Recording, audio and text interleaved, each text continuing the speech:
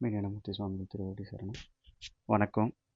நிறைய அன்பர்கள், அடியார்கள் தெரியாதவங்க சாமியை பற்றி தெரியாதவங்க கேட்குறது, சாமி ஜீவ சமாதியா அப்படின்னு கேட்குறாங்க.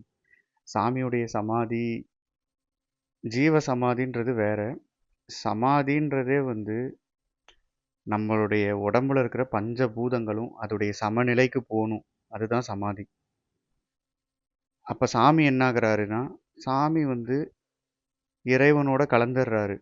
இப்போ நம்ம ஏற்கனவே பார்த்துருக்கோம், மெய்ஞான மூர்த்தின்றதுக்கு அர்த்தமே 5 எழுத்து தான்ட்டு.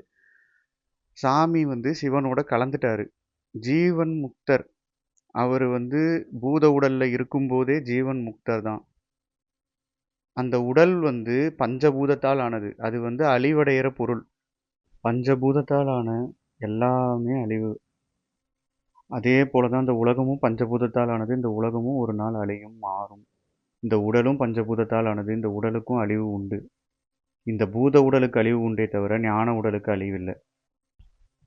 இப்போ சாமியை கூப்பிட்டா சமாதியில் போய் சாமியை கும்பிட்றோம், இல்லை மனசில் நினச்சி சாமியை கும்பிட்றோம், மெய்ஞானமூர்த்தி சுவாமிகள்னு கூப்பிட்றோம், நம்ம கஷ்டத்தை சொல்கிறோம், வேண்டுதலை வைக்கிறோம். அப்போ யாருக்கு கேட்கும்னா அது கடவுளுக்கு தான் கேட்கும். அங்கே இருக்கிறது கடவுள் தான். அவருடைய தேகம் கோயில். அதுக்குள்ளார குடியிருந்தது சிவபெருமான். அவருக்கு தான் அந்த கோரிக்கைகள்லாம் கேட்கும். அவர் கண்டிப்பாக நிறைவேற்றும்.